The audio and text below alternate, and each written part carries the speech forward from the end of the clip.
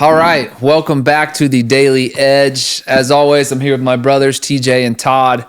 And actually, this topic just came up and just happened here recently. Australia bans social media for kids under 16. Mm-hmm. Seems crazy. The first thing I think of is how in the world can you enforce that? But let's go ahead. I haven't done a lot of research on this one, but I think we've talked a lot about social media, parenting, the effects of it all. So let's dive right in. What do you guys think? Well, I've done a little bit of research on it. It seems like from a general population perspective, about 70%, it's actually as high as 77% of people are for this in the country of Australia. Obviously, kids under 16, it's about 2/3 are against it because they feel it's an overreach, but it's very interesting how they are policing this. And we can get into a deeper conversation. I had some just coincidentally, this went into effect on Wednesday, December 10th. So super relevant right now, or maybe a day or two prior, but anyways. And I know we've had plenty of discussions around social media, but the way they are enforcing this is really interesting. So we'll use TikTok, for example.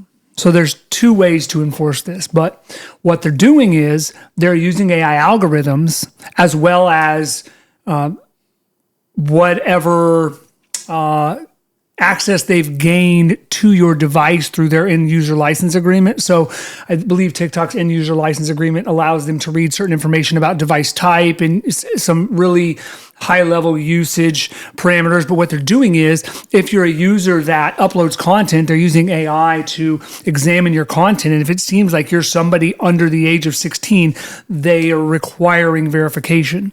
Like now, upload driver's license. Yeah, type things like that. The country is relying heavily on the platforms right now to enforce it whatever way they're best able to. So like in the United States, if we're talking about like porn or adult content, in the states where that's not allowed, it's pretty uniform. You have to upload an ID and you have to follow these face verification processes and things like that. It's not quite there yet in Australia. The other thing they're doing, because a lot of kids, I have one in particular, my oldest is on Instagram, she doesn't post. They will also look at your algorithm and what is feeding your For You page or whatever to determine whether or not they believe that you are an individual that's under 16. So they're looking at both sides of it on these different social media platforms to determine if said user is, in their words, accessing social media before the brain is fully formed. So I think we should spend a lot of time on the policing, but I just can't get fathom, like, why are they doing this? Like, is it, because when I think about it, I'm like, well, okay, so. I love it. I mean, yeah, there's something about it that's intriguing because if they don't have social media, then they're almost forced into social situations, which is something to where, like, people can sit at their house and on their phone, but, like, we go way, way back, ICQ. Sure. The first messaging app we used, ICQ, this would have been in the mid-90s, maybe? What's that sound? Something like that? Like, mid to late 90s. Yeah. So we were on ICQ, and there was, like, this thing where you could go down and you'd dial up phone with, it would connect, and then you could, like, chat with people, and you'd sit there and wait for people to get on. But it would kind of lock you in versus, so, sorry, I kind of went down a rabbit hole, but getting people out and mingling, seems to me would be a primary reason, but what's the why behind it in your guys' opinion? Before we jump to the why, I'd love to speak to that for a second. Do we know exactly what the definition of social media is? Is that TikTok? Is it obviously Instagram, Facebook? There's some that fall right in there, and then Snapchat, like WhatsApp, Snapchat, TikTok. I don't know specifically. I would assume though that you can look this up, but I'm going to make the assumption that apps whose primary purpose is like communication, like a WhatsApp, I don't think that would be considered social media, or WeChat or something to that effect. Facebook Messenger would fall into a weird just regular texting. And then, well, the kids that do this like viral video thing where they all call each other and sit on videos for hours. Like, I would say that would not fall underneath it because those are native apps. So TikTok, Instagram, Facebook, Snapchat, X, YouTube, Reddit, Twitch, and Kick. YouTube? and the list is dynamic. The government is monitoring user migration to apps like Yelp, Lemonade, platforms such as Roblox and Discord are currently exempt, but that could change. So the why Roblox? behind it, I think there's two reasons. One is you mentioned brain's not fully formed, and I don't think someone has the ability to understand that what they're seeing on there is not necessarily reality. So I think people's ability to process the collective set of content that they see, the impact that has on self-esteem and self-confidence and self-worth and those sorts of things. You know, everyone talks about people only posting some of the great stuff of their lives on social media. I don't think they have the brain development to fully process that is not the case. And this is going to be a wonderful experiment. I'm big on experiments just in general, and you never know until you do this sort of thing. It could be a dumpster fire. I mean, it could be a complete miserable failure, but at an absolute minimum, the value of the experiment is going to be fantastic. What do suicide rates do? What do depression rates do? What does medication do? And there's obviously so many variables, and it's going to be hard to isolate, but this is very interesting. I had a really long, this is the age we're in. I had about a 45-minute conversation with Grok earlier today about this whole situation. And we were talking about different things because I was saying, so last night, we do limit screen time as well. And I was sitting and my kids try any way they can to get around it. And my oldest was watching YouTube shorts on the TV. And I've seen this a lot with Miles in specific, but I thought it was actually him who's my youngest watching this. But if you ever watch over your child's shoulder, especially with YouTube shorts, you're starting to see content creators creating content that serves no other purpose than to hijack dopamine. Meaning like you'll see an ASMR video on one half of the screen and the other half of the screen, I think the one I saw was somebody was repairing a sandal with glue.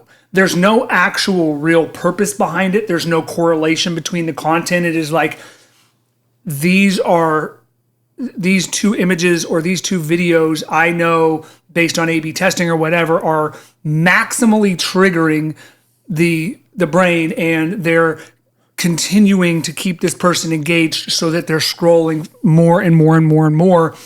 And so in this conversation I'm having with AI, we're talking about this playing out and what does that look like as we continue to go from there.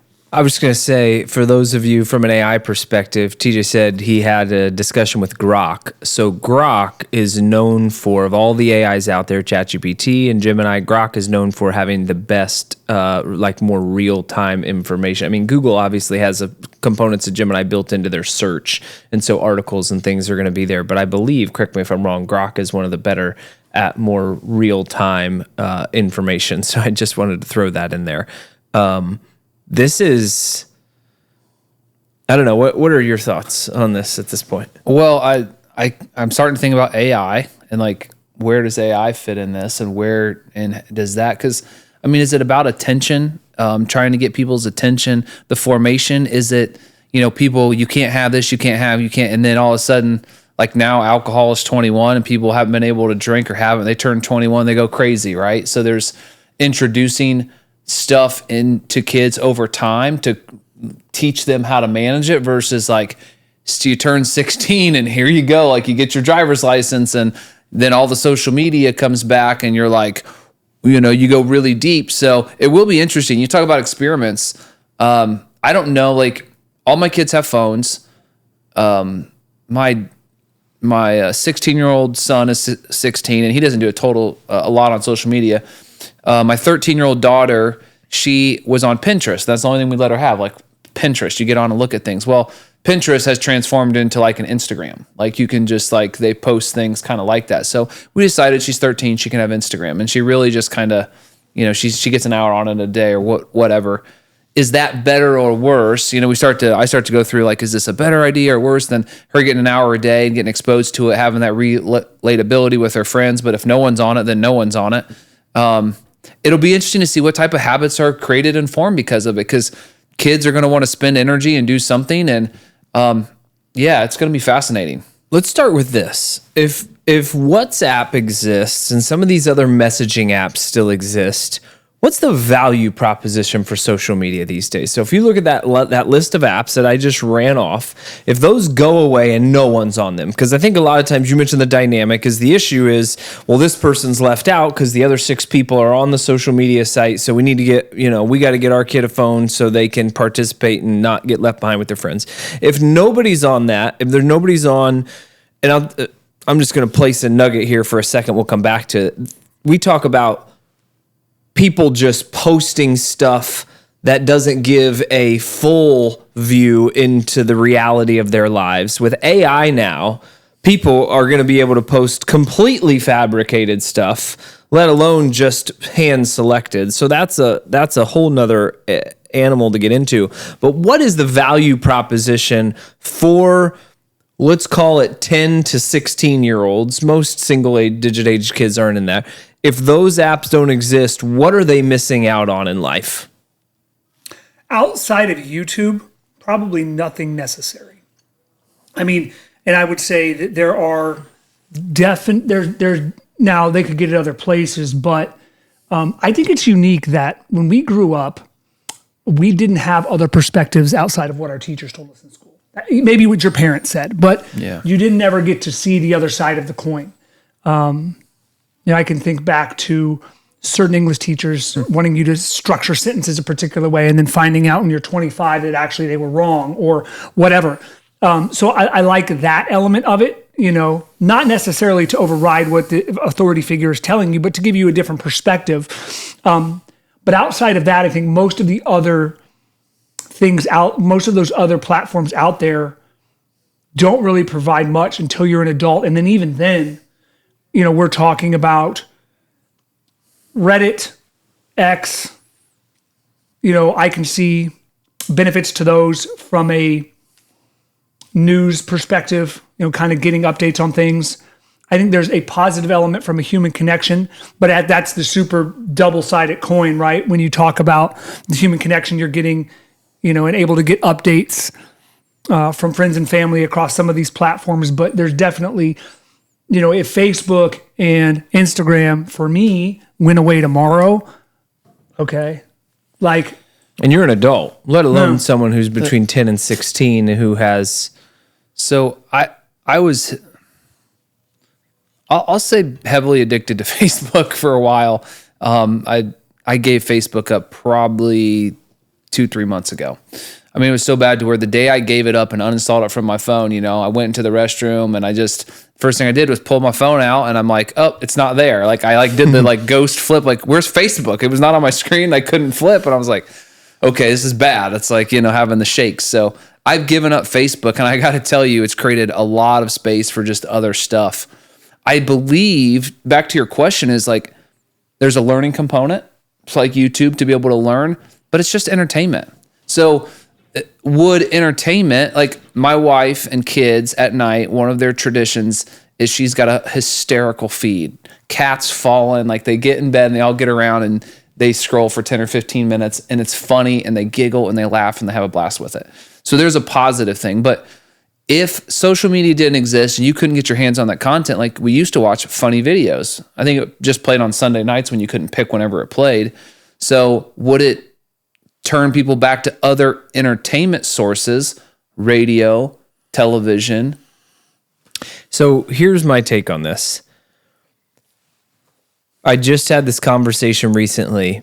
The problem becomes when technology goes from a tool to solve a problem to the actual master itself. And in the world we're living in right now, technology is the master. We don't even know necessarily why. To your point, if the problem we're trying to solve is laughter, and that can be good for the soul, that can be good for the mind, that can be good for overall wellness and health, then what is the best way to experience that on a daily basis? And then using technology as a tool to solve that, whether that's asking ChatGPT to tell you jokes or whether it's scrolling on a social media feed or whatever. I think we're in this world now where we're not even sure why we're engaging with technology or what the value proposition is. Now we can there are secondary benefits. Even when we talk about information and learning things, most of it's anecdotal. We don't actually use it. It's just like, well, that was cool to know, but it's not worth anything. We're not actually solving any sort of problem with it other than, and TJ, you're really good about this.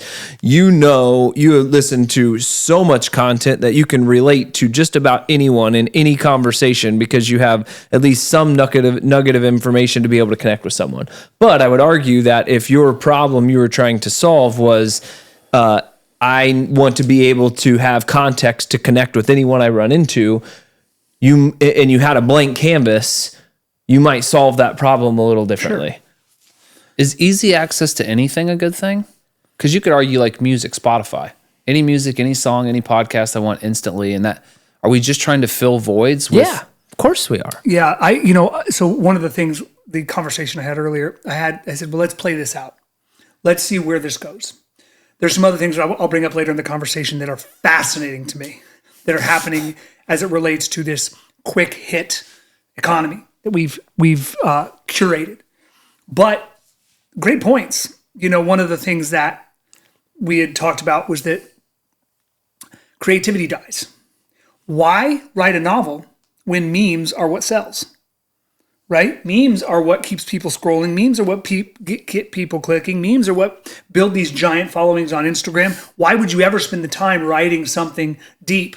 You've noticed a shift in a lot of employment towards gig employment, right? Ubering and things like that versus these careers because everybody wants it now. And I think part of this thing, part of this experiment we will see is, are we getting away? Does removing social media from that sub-16 age group help rewire these brains to look for more meaningful stimulation? One of the other things that we were talking about was, okay, I think we're all to a point, and I've had another conversation recently about more often than not, the people we know, their kids have a modicum of screen time, something. Right? Whether it's 5 minutes a day, 30 minutes a week, an hour a day, whatever. And one of the things that I wanted to understand better was, what do we do to counterbalance? Right? So instead of completely removing social media or screen time from our kids, what do we do to counterbalance that? How do we introduce these other elements that help them understand that there's another type of stimulation out there? Because when you look at the brain, the stimulation you get from achieving something in the real world, winning a soccer game, winning a race, something that's taken effort to get to, not just the execution itself, but the journey to get there. And from what I understand, there are a lot more areas of the brain that are stimulated, and that stimulation lasts longer when you experience something like winning a race after training for months or performing well in the race after training for months versus the lizard brain stimulation you get from that dual-sided shorts video we were just talking about. And so, I think there may be other ways around this versus what Australia is doing by making sure that you are balancing this with this other thing, letting people, helping people understand that there is something else out there. But boy, like you said earlier, it's difficult to realize that other stimulation is out there as an adult. And we know plenty of people, and we've all been there ourselves, where, I'm stuck in that scroll. Has it gotten so bad that the entire goal is brain stimulation?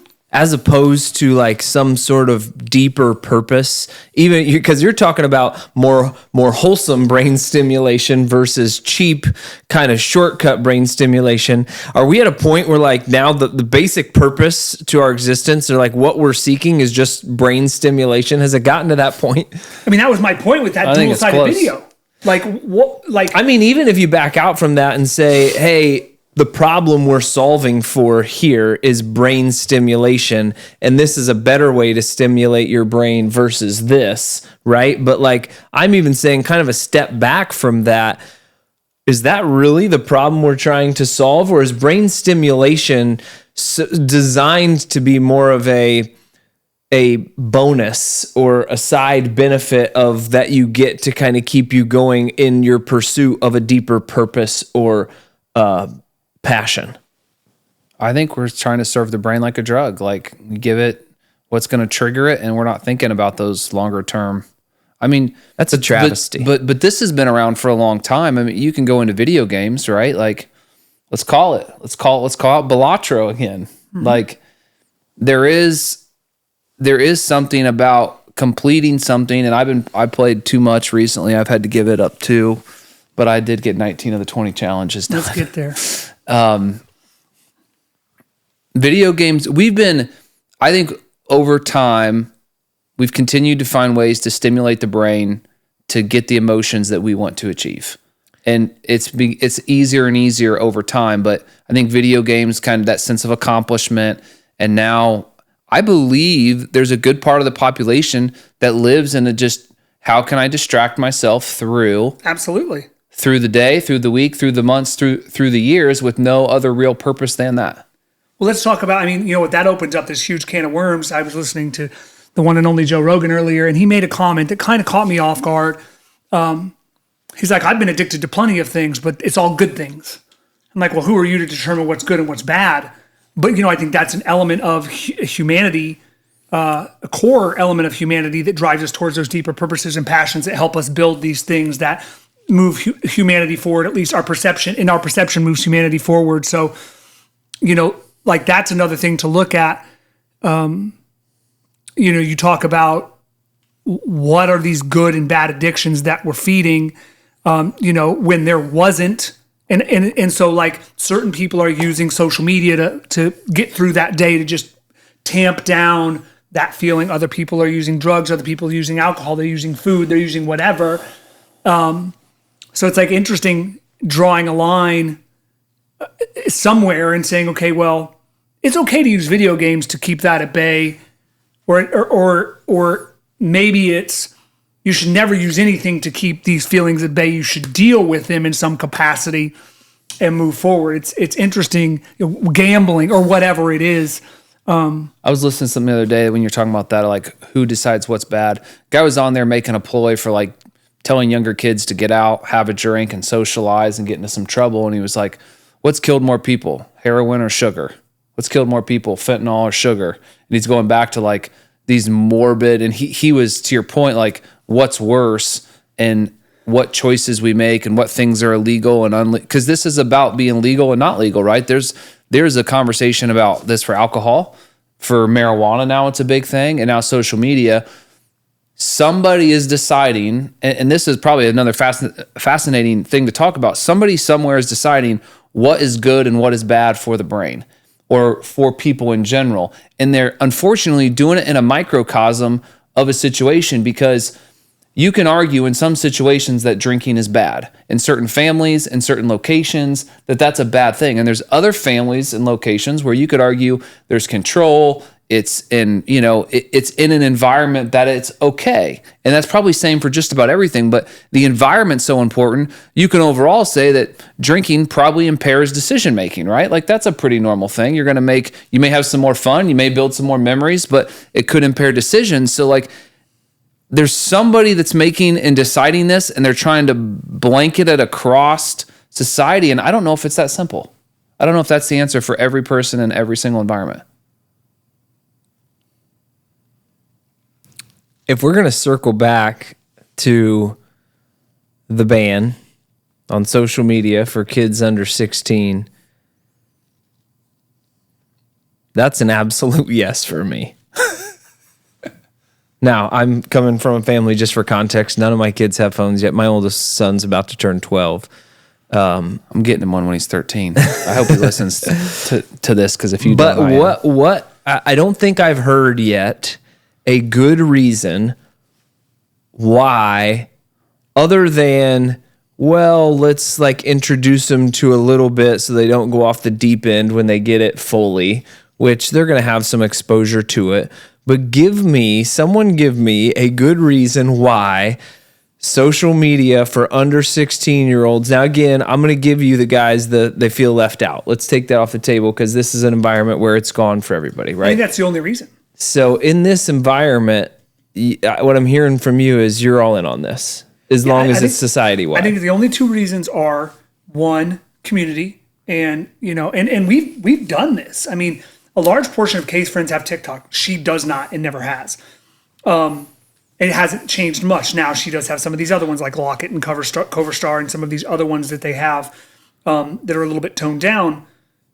But it's really that. It's really the community side of it. I think the other thing that's interesting here, though, is the exposure to fake content. And we've talked about this, I think, on prior podcasts. If you went from 2021 to now with no exposure to what AI has been able to do, everything you see, you'd think was real. So I think that's potentially the other piece of this. Those are the two things for me. Why 16? Why age 16? I don't know. I can look that up. My assumption is there's something that has to do with a portion of the brain that maybe develops around that time that allows for a little more processing of it, but I wouldn't have a problem if it was 18, frankly. I mean, like, your argument is no one's missing anything anyways, and it's probably not good for anybody. Why do we even have social media? We're filling so much space with it. If no one's on it, it's just, there's so much more good that's happening if we're not all collectively wasting time on these platforms. They've become, the means has become the end. Like they used to be a means to connect with people, and now we're just on them to be on them to stimulate our brains. What a disaster. I agree with you, but you take all that away. Yeah. What do kids go to? Because again, it's an entertainment factor. We've talked about this. Some people for entertainment like to go to the casino. Some like to watch a movie. Some like to scroll. Some are more addictive than others. But for entertainment, if the telephones go off, let's say my kids, they don't have social for the most part, but let's say, then the television screen goes on. And right now, the way you can get content, you're digesting generally slower content, right? Because you're watching movies but even if Netflix and you got these 20-minute anime videos or 40-minute series, and then you binge watch the new Stranger Things so like they're finding ways to fill it. What are you filling it with? We almost have to unwind it entirely. You know what I mean? Like, yes, like you said, new Stranger Things, new Landman, whatever it is. Like that's where it all started, when you could binge watch whenever you wanted. When you can, what I used to do before bed almost every night? This is super embarrassing, but I'm going to say it. Used to listen to Delilah on the radio. Instead of being up scrolling on my phone. Delilah After Dark. Delilah, love someone tonight. I mean, it was that like every night, whatever Delilah played, and people would call in, and like that was like my last 30 minutes before bed versus scrolling. And scrolling may have turned into 3 hours versus 30 minutes, but I still filled the time with something. You could argue that isn't any better or worse. It's not as addicting, but I still filled the time. I think that the scary thing is, the more we engage with this quick hit, the more that becomes commonplace in society across everything that we do, and the more things erode. Because you have a bunch of people that's all they're targeting, and that all they're looking for is the fastest way to consume everything, to keep, again, because the more you do it right, the worse you feel about yourself. The more you take that path, the worse you feel. It's like, I shouldn't do this. I feel that all the time. Even though I'm listening to 18-hour-long books, it's like, do you really need to have the book on about the founders of AI? Like you said earlier, it's anecdotal information. Yes, I just listened to 20 hours on the 10 guys that are responsible for founding AI. It's a really interesting story. It's very intriguing. It's given me a little bit of a different perspective on the world, but I'm not going to use it in a meaningful way for the betterment of myself. Yeah, I mean, I think the slope started to slip when content started to become available whenever you wanted it. So in terms of what they fall back on, for me, it would be whatever fosters behavior that is beneficial to their forward improvement as a human. Here's what I don't like about it. To go back to your question of like, what don't you like? I don't like people putting in rules that I do not believe should be made at the government level. And I feel that way about a lot of things. Like I know, for example, there's a church that the church itself is against drinking, right? It's a church policy. Churches all across the country, and trying to push that down to the church level, then making it a global policy across all churches of that denomination. Like, there are certain things that I think should be done at the household level, and there are certain things that should be done at the government level. And so I'm always a proponent of, like, if the government wants to continue to control what you're inputting, then at what point in time does that lead to them controlling everything that you're in? Let me ask you this. If your house is burning down or society is burning itself down, do you want the government to jump in? If they have the capability to put the fire out, do you want them to jump in and put the fire out, or you just want to let it burn because you have the right to burn your house down? Well, if I choose to burn my house down, there's probably a good reason. Well, are you assuming that I know that I don't know that I'm burning it? Well, they're telling me that. This is actually hilarious because I just raked myself over the coals for this whole AI thing and going down the rabbit hole. But one of the things for the first time in my life that became extremely apparent learning about these individuals, we talk a lot about athletics on our podcast, and we talk about these outliers, the Michael Jordans of the world, the Tiger Woods, the LeBron James, and just how far above and beyond they are as it relates to physiological capabilities out of the womb. Like, they're just here. And we do talk about hard work and being able to get places, but that a lot of times the gap is just too much to close. And I've always naively looked at people that are very intelligent and thought, well, yeah, there's some of these outlier savants, these kids that are just naturally really gifted, but most of academic success is achieved through hard work. And then I go and learn about these guys, and there's just a whole nother planet. This will probably get our podcast canceled and people will never want to listen to it again. But in that same breath, that means they're dumb people, right? Like, just as there are mediocre athletes, there are people out there, and I may be one of them. Hell, I don't know, who from an IQ perspective don't process things or are not as self-aware. And that goes back to the burning your house down. That just, they're not aware that something is happening. And, it's the guy who goes to, and again, I'm not talking down to anybody, but it's the guy who goes to and makes minimum wage and then walks into the convenience store to buy scratch-offs every day, thinking that, like, that's the way out. Like, eventually I'm going to win the Powerball. I don't even think it has to do with intelligence. I think it has to do with people's situational capacity to process, and even and I'm not talking capability capacity. I'm talking about just the time and the disposition to, like, think about what's happening. Like, for example, we are all exactly what you're talking about in the political system. We are all pawns. You have Democrats and you have Republicans, and you've got these algorithms, and they are puppeteering. They are each up here puppeteering half the country. And we all fall into that. I don't think it has anything to do with intelligence.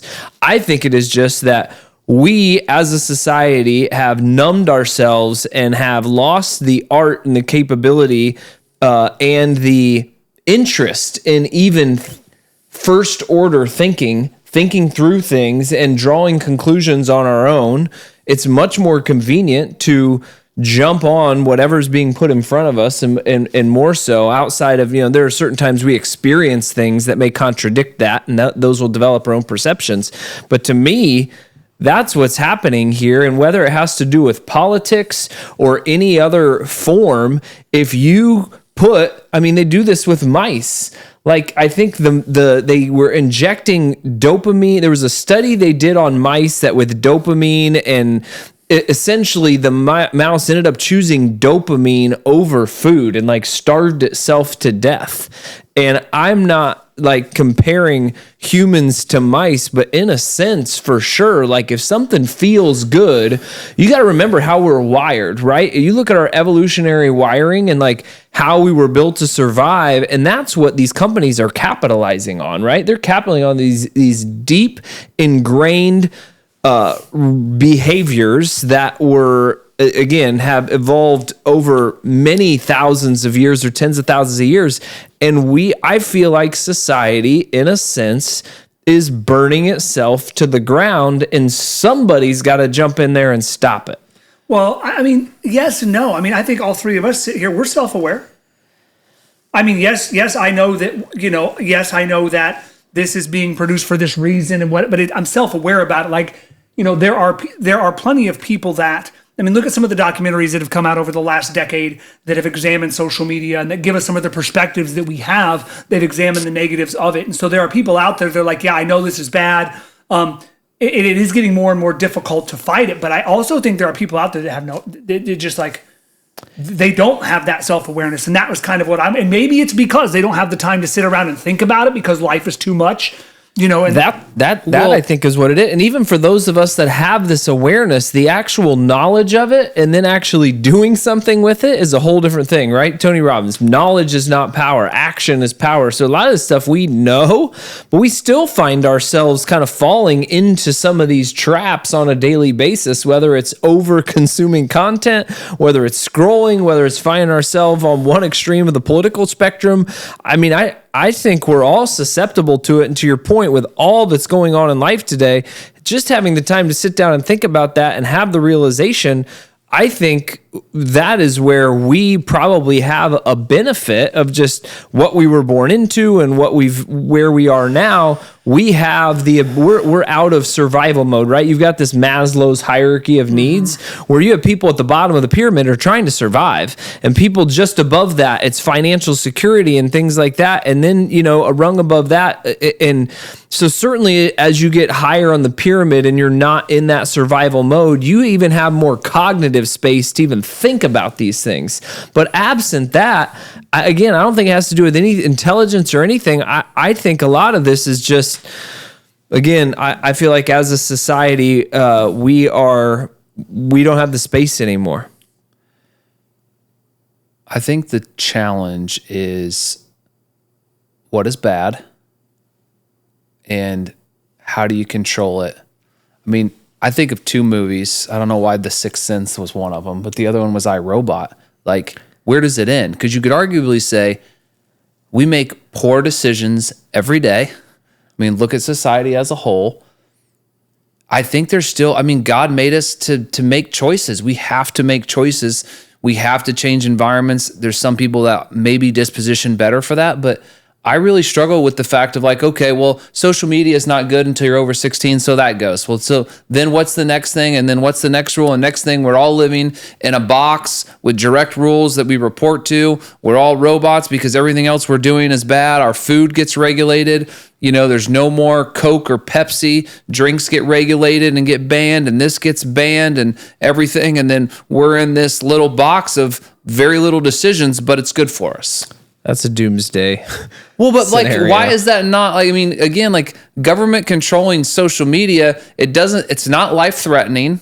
Yes, it is. And 100% for kids between 10 and 16, suicide rates are it in the absolutely is in the low percents. It's not one of the top killers of kids these days. I can't answer that, but I bet it's higher than you think. It probably is. I bet it's higher than you think. So it is life threatening. Well, but when you look at the rules and laws that have been in place, the only other things that are like substances that alter your alcohol, marijuana for states that actually have it legal.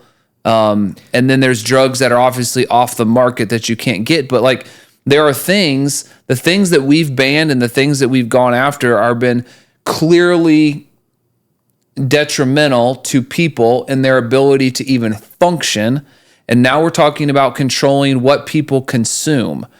People there were some regulations on television about what you could post about, right? They had to put warnings on there, and there's certain things that they couldn't advertise. We're the only country that allows advertisement for pharmacy. No other country does that. Here's where I think the hole in your logic is. You're saying if it doesn't physically harm us, it shouldn't be banned. And you're talking about I'm using those as examples. Right? As examples. But I think I've probably gone on the record here many times as saying I think mental overall well-being is more of a factor of our what we get out of life than physical. And so I think anything that's doing mental damage should be at least considered in the same context of something that's doing physical damage. Well, we don't know yet, though, right? Like, this will be an experiment because if you look back historically, there were bans on books. There were bans on radio content, things you couldn't show on television. When we were growing up, parental advisory. You couldn't buy CDs with cuss words on it. And you would never Still the case, hear any type of vulgar language on television. Now, any word you want to hear is on cable. Like it's readily available. So over time, I don't know if we've thrown caution to the wind or we feel like we've evolved to figure out or we've done enough experimentation from a scientific perspective to think that we understand what the effects are of these things. It's going to be a really interesting experiment. I just don't love government coming in this space. I think that's my thing. Mental, physical.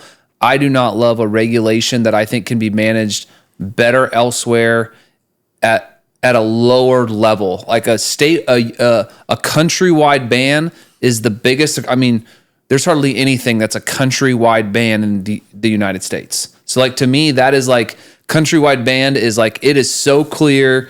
And again, I haven't done a lot of research, so maybe it is so clear, but it's like country level ban, state level ban, city level ban. I mean, there's all these different family level, like there's these different. I mean, I get what you're saying. You're looking at it in a sense from economist perspective. If they could ban anything they wanted, like certainly there's bad there, but in this particular case, they're polling, the people to the, and clearly, what'd you say? What percentage of people? 77% of people parents in Australia The kids are against believe this is a good thing. Well, do you want your Adults, I kids? guess, Yeah, I don't think you want your kids like defining. Dude, I'll tell you, the parents, the people over 60 or their kids are out of the house are worse than the kids. I mean, I'm like, there's just like, you can't even have a conversation anymore. They're just all day. Arguably they're not having anything to do a lot of times, but they're on their phones more than the kids are. Well, you said earlier. Let's ban that. You said earlier that it's not okay until you're 16 and then it's fine. I think it sucks. Period. I think that's you're looking at the two sides of the same coin. We 25 to 50 have grown up around most of this. So if anybody has the tools, and again, relatively speaking, to at least be self-aware and understand at some level how to engage with them in a responsible way, we do. I think when you get into the 60s and older, or the youngers, they don't. They're either the brain's not fully formed or they caught this so late in life that it's like, I was explaining that to Kay the other night when we were talking again about that YouTube Shorts video. I said, if you'd have shown this to our grandmother, her head would have exploded. It would not have known, like, what is all this stimulation? And I think that's kind of what you see when you talk about each end of the spectrum is, yeah. So I'm still waiting for an answer on what is good about, because your answer was actually, well, what I don't like is that the government's banning things, but I still didn't actually hear a fundamental, like, this is what 10 to 16-year-olds are going to be missing out by not having social media. At some point, we have to be willing to think as a society, a country, a city, a town, a state, whatever, and say, inherently, we see very little good in this. And if it was no longer here, we would all be better people, be willing to draw that conclusion, and then put a policy in place to save us from ourselves, right? Like, that is what I think Australian government is trying to do, is save people from themselves. The only way to, I'm not going to argue with you. I think you're right, but I'm trying to think of just a couple examples that having a 16-year-old. So like, there's this kid that goes to Marion that is an incredible artist, and he draws using like the dry erase markers in class on boards. And it's like, I'll show you some of it. It is fantastic. He's got a platform to do that. He's just a kid from Marion, and he's got several thousand followers, and he could be an artist. So there's been a lot of people that have found careers or probably done some really cool things. I also imagine, when people are sharing social content, it's a way for them to build a memory together, like we would have done when we lit the driveway on fire, to play basketball in the winter. So I think they use social media to connect on, hey, did you see that? Wasn't that funny? It's kind of a building. So I'm trying to think through how it's being used now, the scrolling and just laughing, and there's obviously plenty wrong with it. And I'm more on your side, but I'm trying to play devil's advocate of like, man, why 16? why there's just a lot of questions I have. You make a good point. From a scrolling perspective at that age, it is difficult to connect with somebody. And if you guys have seen the same meme, like there's a point of commonality there that you can utilize, and maybe that would happen organically in another way if it wasn't there. But I see that side of things as it relates to. My son sends me funny stuff, and it's a way for us to connect. I think what's happened is it's kind of jumped the shark in a sense. I was listening to a buddy of mine who's a DJ and who has been for the last 25 years, and he was ranting the other day talking about he's experiencing the other side of what this kid is experiencing, and the fact that he's been creating music and producing music for 20 years, and social media has got to the point from a monetization perspective that he can't get his music out anymore. He can't, because if you scroll these platforms, you're seeing more and more, not just ads, but are you interested in this post? They don't even follow the person, but they're trying to understand your algorithm. And I think there's, I'm sure there's a monetary piece behind it where it's like, okay, this particular piece of content from this person, they're plugged in this way, and there's this revenue stream being generated. So instead of showing them somebody that they follow, I'm going to show them this person because it makes more fiscal sense for the platform or for the individuals connected to that person. So there's definitely two sides of it, but I do think I think, unfortunately, what we're trying to do is something that we're not capable of as humans, and we're trying to force the issue. Maybe we've talked about it prior, but I know there's research out there that there is a certain size of community that humans have never really expanded above physically. Like once it hits 120 people, it's like communities start to fracture pretty significantly. And I think what we're trying to do is hold together these communities of thousands with duct tape and glue. And what would you say in the past? There's been, like you said, there's bans, there's been book ban. What have we done in the past when we saw something terrible? We put stuff in place and it's actually improved society. Can you think of a time? I'm trying to think back. Like, what's a time where something came out and it was like, oh my gosh, we need to rein this in, and it was a good thing? Well, I think first of all, you have to, when something comes out, it takes some time to figure out whether or not it's good. Smoking is one. When it came out, doctors were advertising smoking. Everyone was saying smoking was cool. It was great. Made you feel good. Took the edge off. Yeah. And then we decided to ban it. And I think you would get 80% of the population to say that's been a good thing. We banned it for kids, but it's not banned. Well, I mean, basically, you hear the comedians talk about you got to go to Mars or the moon to smoke a cigarette. Like, yeah, you can't do it anywhere. Yeah. It's crazy. I mean, you think about it, it really boils down to what's the ultimate goal and what supports that from a human perspective. I mean, that's what it all boils down to. And how do these things detract from these ultimate goals? How does alcohol, how does social media, how does smoking, how does whatever detract from what it is that we believe collectively we're supposed to do? Which that assumes the goal is to live as long as possible. And that might not be the goal for most people. I don't think we don't know. The goal. So like if someone's goal is to have as much fun as possible and don't care if it's 50 years versus 70, why do we care? That's why I would argue to say that social media and some of these other technological things that seemingly are doing some sort of damage. I mean, we see the symptoms. Like we see the symptoms of short temperaments and anger and inability to focus and lack of attention span and all those things. We see it. We know it's doing damage. We're not sure how permanent, or we're not sure exactly what the outcome is. But to me, yeah, I would say if somebody smokes and they live to be 70 versus they're a social media addict that lives till 80, smoke all day. Like as opposed to if you had to pick one or the other. Let me ask you guys this. If they said they're going to ban social media in the United States, what age would you set? It includes all the apps that you have in there? Yeah, the apps that I just read off. What would be the age that you would draw the line at? 13. Okay. Why? Well, I think it can be used and start being introduced at that age responsibly. And I think, again, it depends on the environment and depends on the parents. I'm seeing my daughter use it 1 hour a day. She gets on and she gets ideas for different things, and she's using it in a manner that I think she's capable at that point to be exposed. I think it does spawn a little creativity. And and it does still provide connection, but assumingly that we're only either everyone has it or doesn't have it. That's kind of but I'm so indifferent to it. I mean, I don't know. For me, it's one of those things that this is just personal preference. I wouldn't miss it if it wasn't here. Yeah. I don't think. It just personally, I wouldn't either. I'd ban it for everyone.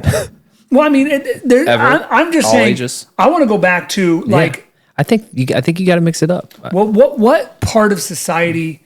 I want to go back to that comment I made earlier that you kind of shot down about the guy buying the lottery tickets. We've all seen it. Sure. We've all seen that guy that walks in and like.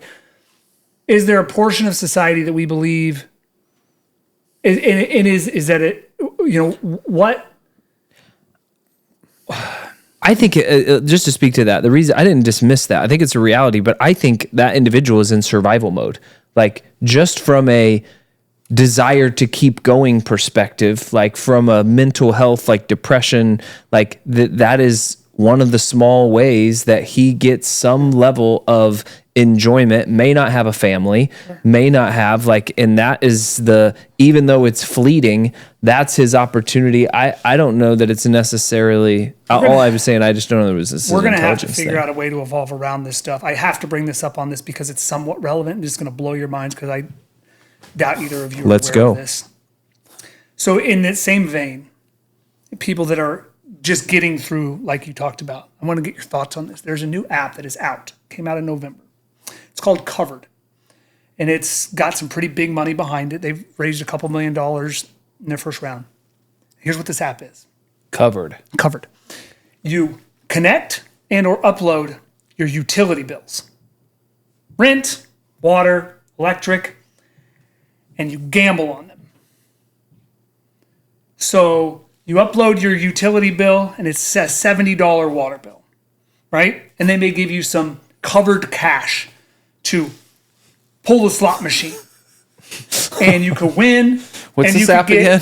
Yeah, it's Cover, and then and then if you lose your free $10, you can buy more coins in the Covered store and more covered cash, and pull the lever again to try to win and get money off of your electric bill. But this is so. It sounds so fun. But it's so predatory. That's my point. It is. It's okay, we've preconditioned everybody to want these flashing lights and all of this stuff, and we've gone so far down the rabbit hole that these are the only things that hold anybody's attention or give them any enjoyment anymore. All right, people, you're already scraping by in life. Gamble on your rent. That's why I think we need to pull the plug. Because I think everything runs its course. And I think it's really hard for society as a whole, given our natural instincts and some of our innate behaviors. I think we've lost control, and I think we got to reset. I think we need to pull the plug and reset.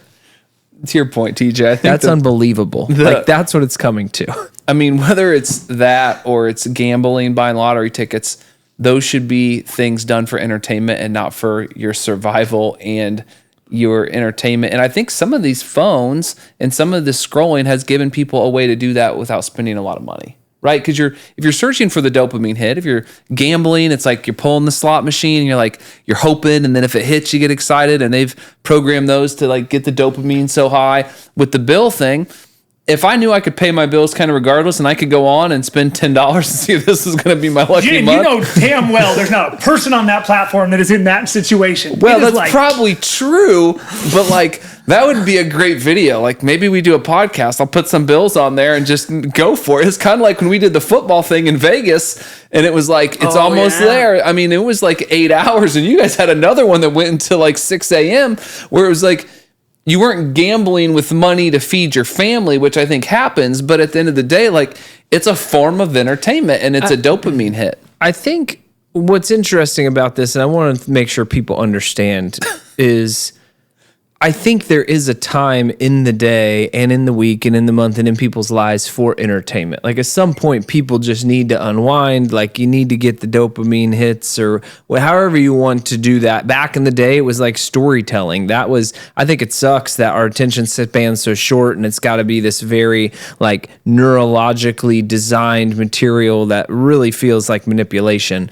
But in a sense, I think it's okay for people to go gamble or for people to like, whether it's playing Candy Crush or video games or whatever, like there's a part of that I think is healthy mentally. I think there's a balance there.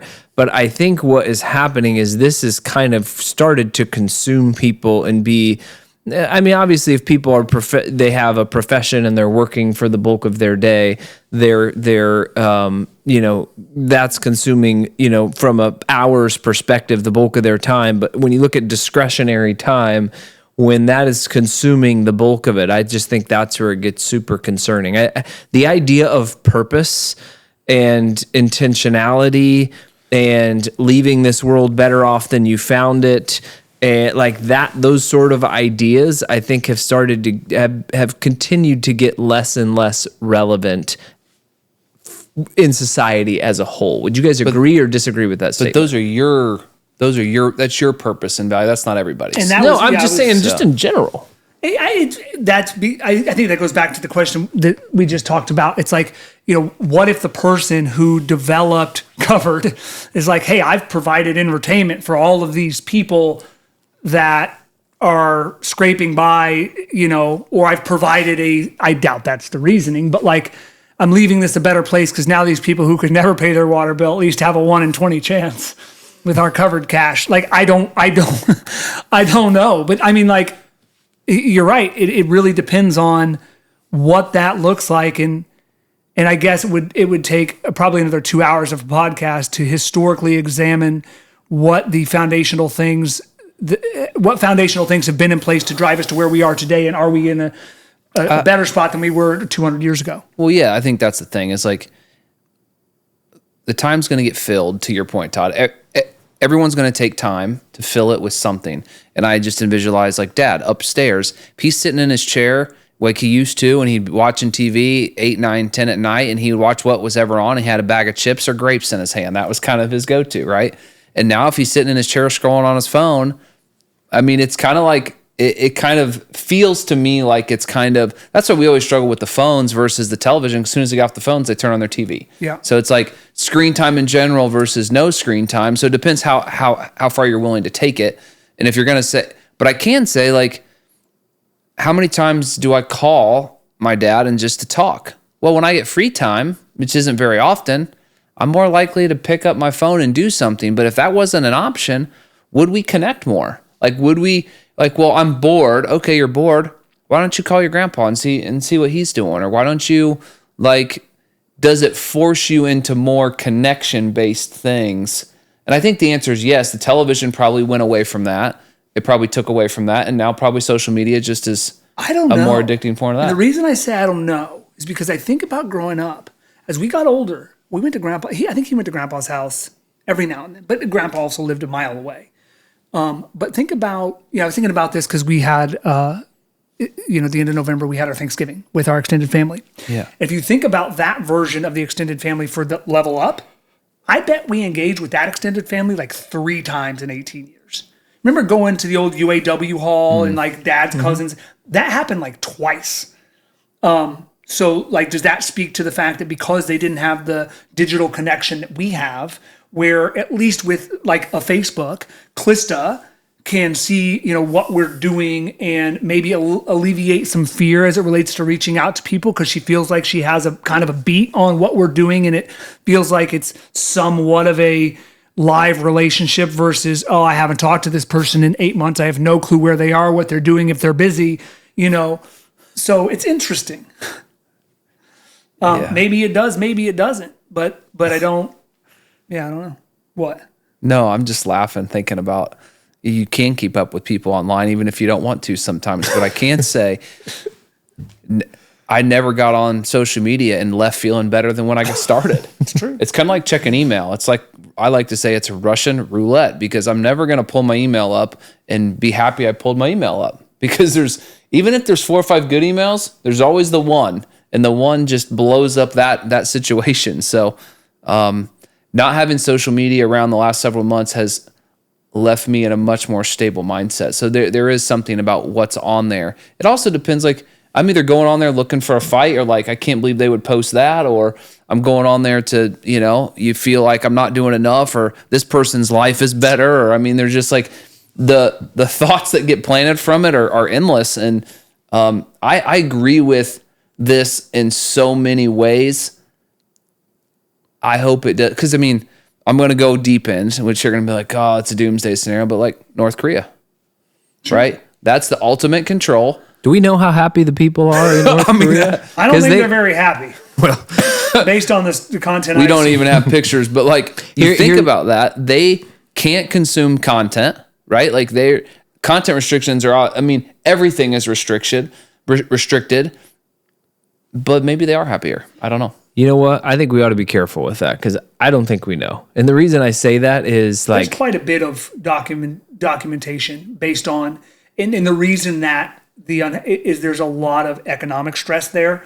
So they have if you back to my lovely content habit, but if you look at a lot of the documentaries that have been done where people have kind of either got in there and snuck in, the fact that the country curates the experience in a way that's very thinly veiled speaks to what reality probably is. Like, you wouldn't curate a thinly veiled experience if you felt like the true experience was richer and more fulfilling and there was more happiness.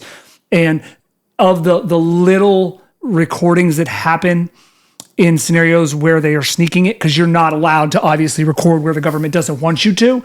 There's a lot of famine. There's a lot of scenarios where there's just not a lot of economic stability there, and people are hungry and people are starving, and it's more third world in some of those instances. So I'm sure from a government perspective, there's people that are happy there that are involved close to the center of the leader, Kim Jong-un. But I think collectively, for the majority of that society, it's pretty bad. I'm going to affirm that just from a quick Gemini does say food insecurity. Yeah. Oppression, those sorts of things. The reason I was pausing was I think a lot of us have a perception of what it's like to live in China.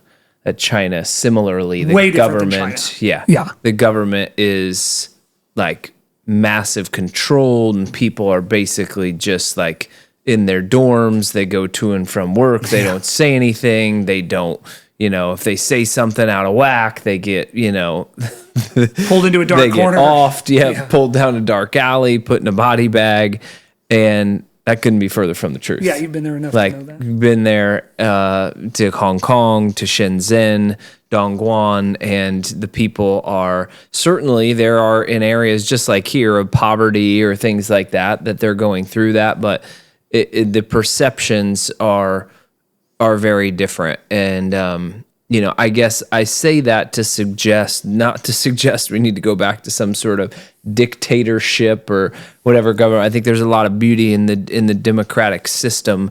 But I think I have lost some faith in our collective ability as a human race to know what's good for us long term and keep us on a trajectory to thrive as a society, unless we're defining thrive by convenience and comfort.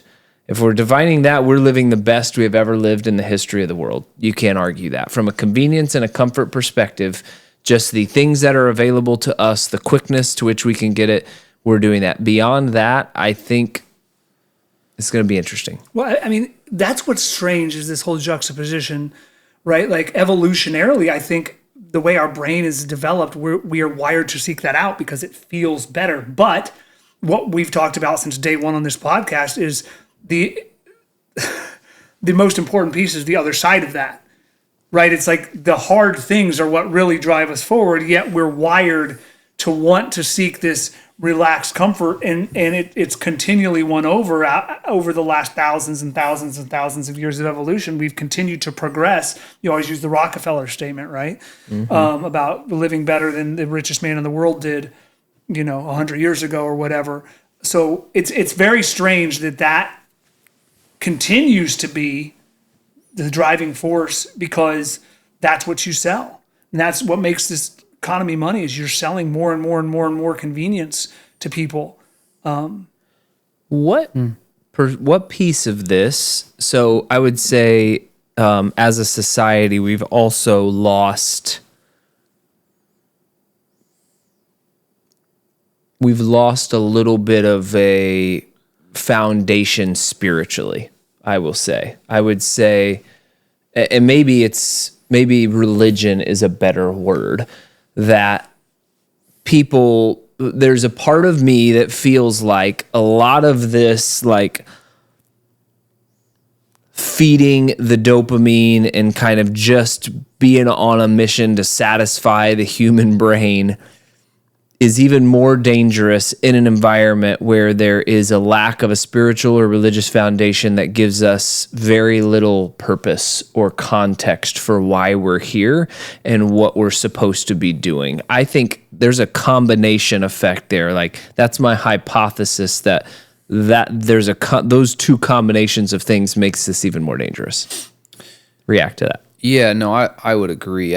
I think anyone that has spent time there, you got to leave space, right? And that's to connect spiritually, to take time, whether you are meditating, praying, I don't care I do care, but I don't, but you got to create space for that. And these things are masters at not letting you create. I mean, going back to the comment, when I went into the restroom, the first thing I did was put my phone up, because I couldn't, how dare I try to pee for 5 seconds and not have my phone in front of my face, right? You're so full all the time, and you stay so full. And I think there's a direct correlation with how full you keep your mind and your ability to kind of step back or to find space in order to focus on different things. And those things are not high stimulating short term, right? Like, okay, if I pray today, it's going to make me feel better and everything's going to be good. Now, the direct impact of that later on may come around, but I think the busyness that we're creating and these dopamine hits, there is a direct correlation. I think that you're seeing more growth in spiritual belief now. I think the dip was early in the 2000s, because, technology tends to be associated with being more secular. And so when we first saw the advent of technology, the people that were on that forefront are consuming things that would be probably more aligned with atheism or agnosticism or whatever. But I think as people have gone further down the hole and looked for answers at a deeper and deeper level, they're all finding that. Alex O'Connor is a great example. He's probably one of the leading explorers of this question. And he recently put out a video. He still, I believe, is on The Atheist.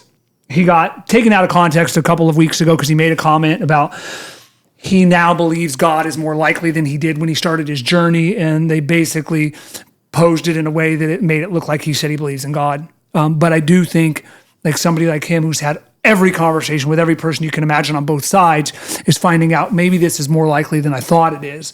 And you're seeing a lot of that happen because of the advances in technology. People are finding out that all of these things that were in the past so thought of as airtight, thought of as rock solid, aren't. And,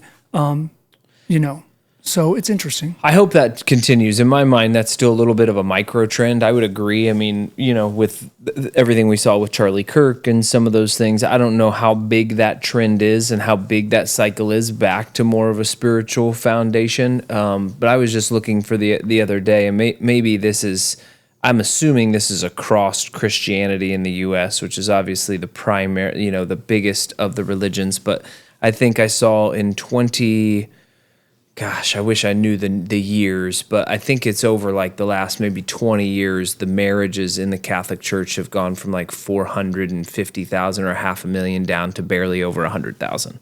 So just like the depth of people's marriage faith per year. marriages per year. In- Well, like in I the think that church? speaks to something different. I had that conversation. That was part of the AI conversation. It's the depth of relationship that they're attributing that to, because you everything think that's is so marriage across the board, not just marriage in a Yes. spiritual. 100%. They're saying that because everything is so fleeting, that most of our relationships are nowadays very surface, and they are just connecting on that meme or connecting on this or connecting on that, because nobody has time for the rigor and the effort and the work that it takes to build a meaningful relationship with another person. And you're seeing that. I mean, I think if you look, and you can look statistically, but I mean, you could probably speak to it better than anybody, having a son that's 16. I think that maybe it's the older generation, the Gen Zers but one of these recent generations, maybe it's them, like the relationship and the marriages are way down. Is that Todd? Is that marriages in the church, or is that marriages just in general? In the church. So total marriages in the U.S. diocese, which is in the Catholic Church, and I'm sorry, this is a much bigger span. It wasn't 20 years, it's 50 years. 1974, 406,000. 1995, 305,000. 2019, 137,000. And 2024, 107,000 marriages. Is any of that place. is the Catholicism shrinking in the United States over? Is any of that related to just the shrinking of that particular church, or is that? Yeah, I would say I think that was part of kind of what I was pointing out and saying that on the whole, I felt like now if it shows I don't think the marriage decline overall is to that extent. That's why I feel like faith is less of the foundational element of the family that it once was. Well, people are getting married all over the place by the guy that just went online and got his thing, right? So marriage has become, I think back in the day, it was a super formal process. It was. And now it's like, hey, buddy, will you marry me? Right. But I think it speaks to someone who is obviously a staunch Catholic is going to get married in the Catholic Church or whatever religion. They're definitely going to get married in that church. And I think the people who are getting married outside of it is because they don't have that strong of an affiliation with that. And so that makes sense. That's why I'm wondering if that affiliation, that loosening of, consistent mass goers, all that, I do think have tanked. And that's where I get nervous about people, because we were talking the other day about education and academics and what people are teaching in school and what schools to go to. And one of the things that I said that why I think it's going to be important is people are going to struggle to find their identity in work when they're not working. I think we may have even talked about it on this podcast a couple episodes ago that a lot of people find their identity in work. And if AI starts doing a lot of this stuff, people are going to struggle with where to find their identity. And if they don't have anything religiously or spiritually to find that identity, that's where I think, to your point, where do they go? Where is that identity? And how I just think it's a dangerous formula, not that you should just jump into some religion for the sake of having an identity in something. But I just get nervous overall about the trends of depression and that sort of thing in this environment where people are, TJ, to your point, where a lot of people do get the natural achievement type dopamine, the more wholesome dopamine is in their work because they're kind of forced to experience delayed gratification, put in 8 hours a day, accomplish things over time, over months or years. There are certain milestones. And if and when that goes away, or to the extent that goes away, I think people are going to be more and more unstable. And so I was talking for us, we have an opportunity academically. We're in a high academic institution.